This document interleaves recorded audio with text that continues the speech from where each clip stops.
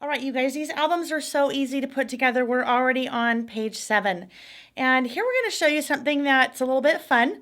What we've done in this particular spread is we've actually used some of our 6x8 pocket pages. And what most people don't know is that our 6x8 pocket pages, and you can see as I turn the pages here, we've included 2. The holes on the 6x8 pocket pages are designed to not only fit in the 6x8 albums and binders, but also to fit in your 12x12 albums, the Simple Stories 12x12 albums. Incidentally, our 12x12 albums are pretty standard sizes, so if you have other albums that you're using, chances are that these 6x8 pages would also work in those albums as well if they're standard. So we've used a couple of our different sizes of pocket pages.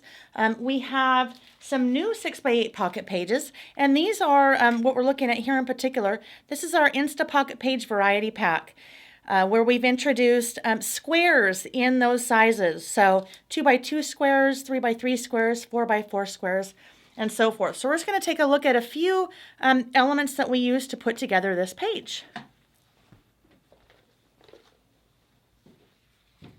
All right, so first of all, we started with the Insta Pocket page, and you'll notice there were 3 2x2 squares and 2 3x4 squares. So the first thing that we did was took one of our snap cuts, and this is a 3x4 snap cut. So our snap cuts come in 3x4 and 4x6 sizes. They're just fun little die cut shapes that work great not only in your pocket page scrapbooks, but they also work super well on your regular scrapbooks and your cards.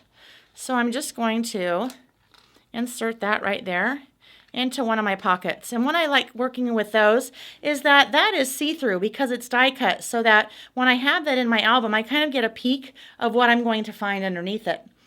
The next thing we're going to do is we're going to take a look again at one of our photo crops, but this time we're going to look at that little 2x2 size. Since we have the little 2x2 squares that we're working with here, we need to be able to cut either pattern paper into 2x2 or photos into 2x2.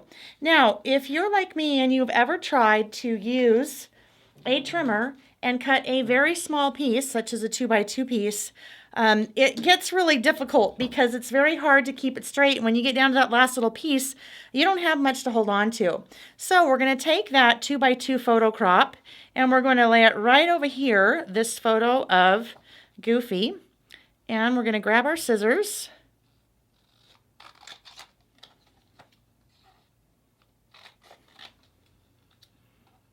And just cut again. So really, these photo crops, they're just such a basic tool, but I can tell you honestly, every time I scrapbook, every single time I scrapbook, I'm using my photo crops.